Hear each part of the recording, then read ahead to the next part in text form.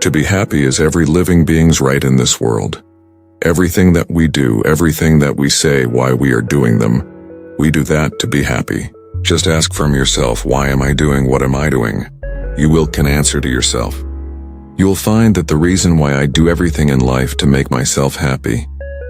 If I ask from you, why do you wake up early in the morning and just prepare some food and go out to work? To make yourself happy and to make others happy, isn't it? Yes, you gain happiness by making others happy as well, that you have to remember, right? So there are two types of happinesses in this world. The first type of happiness is called the material happiness, right? And also the other type of happiness is called the spiritual happiness. To call it a good life, to call it a perfect life, one must achieve these two types of happinesses in his life. One must experience both of these happinesses in their life, right? So from this video, I would like to share a wonderful teaching from the Buddha that explains about what are the types of happinesses that a person who is living in a household life, a family life, must achieve. Now, according to Buddhism, there are two types of lives. The first type of life is called the household life.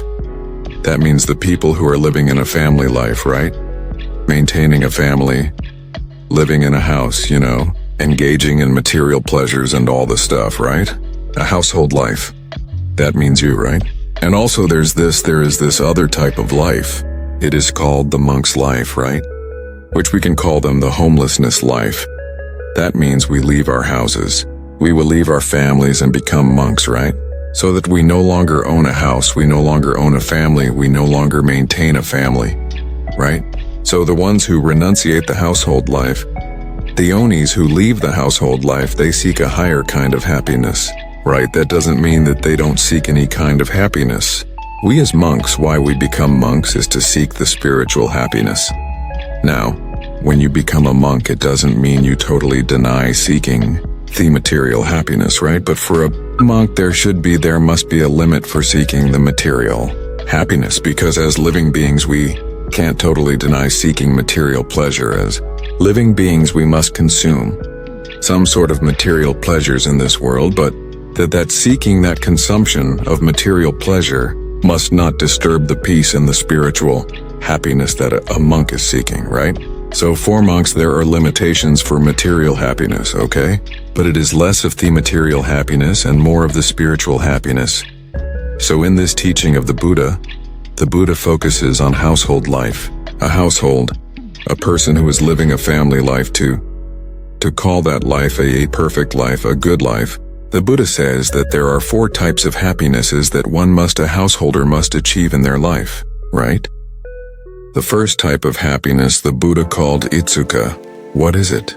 Atisuka can be translated into English as the happiness of ownership. Now, what do you mean by the happiness of ownership? Buddha explains the happiness of ownership as one must work hard, put his time and ear energy and strive and earn money righteously in the correct way, right? He must earn money. He must earn wealth in the rightest way. Now, what do you mean by in the rightest way is by you should earn money without harming anyone, without harming yourself, and without harming the other people, without harming the society, right? If you earn money without harming anyone, that is the rightest way of earning money. Now, Buddha say it as a householder. You must be happy and you must enjoy earning money, right? Buddha was someone who did not say that you should not pursue happiness. You should not pursue material happiness. The Buddha said if you are a householder, you must do that. That is your duty, right? So the Buddha said strive hard, work hard, put your time and energy to what you're working on and earn money righteously. That is a happiness that you can gain, right? When you have enough money to your life, then you can be happy about thinking that I own this wealth, that this is my wealth. That is sort of a happiness that one can gain, right? That is the first type of happiness that Buddha said a household must achieve in their life at some point in their life, right? That is the first one. The second type of happiness that Buddha taught for householders to achieve is called Basuka. The Bogasuka can be translated into English as the happiness of enjoyment. Now, first you earn money, right? Now you spend money and enjoy it in the correct way, right? The Buddha says that you have to spend money in a way that you should not harm yourself and you should not harm the other people. as well in the writer's way, right? So that when you spend money doing good things like helping people, helping your parents, with your money, with the money that you righteously earned. And when you spend that money on the people who you love, right? To make them happy, it gives you a happiness, right? It is a great happiness that one can achieve, that you have to achieve in your life. Okay? So the second type of happiness that Buddha taught to achieve is called the bohuka, the happiness of enjoyment. The third type of happiness that Buddha taught us to enjoy in the life is called the happiness of freedom from debt, that we called anuka. Anunasukha is the happiness of freedom from debt. Now, when you are free from debt, let's say, you don't have any loans or any debt to pay, right? You are financially free. Then how much freedom that one can feel, right? You feel freedom, you feel a happiness that I'm no longer in debt to anything, right? I don't have any loans to pay. I don't have any debt to pay, so I'm financially free. That is a happiness that a householder must achieve in their life, right? There is a great happiness that one must achieve, the freedom, financial freedom, all right? This is the third type of happiness. And then the fourth type of happiness, this is the most important thing. This is the most valuable happiness that a householder must achieve in their life. According to the Buddha said the fourth type of happiness is called anavajasukha. Anavajasukha means the happiness from blameless life. Now, what do you mean by a blameless life? The Buddha says that you have to do things, you have to say things, you have to live your life in a way that you do everything with a good heart, with a good mind, with a wholesome heart, right? When you spend your life as a good-hearted person, as a wholesome-hearted person, right?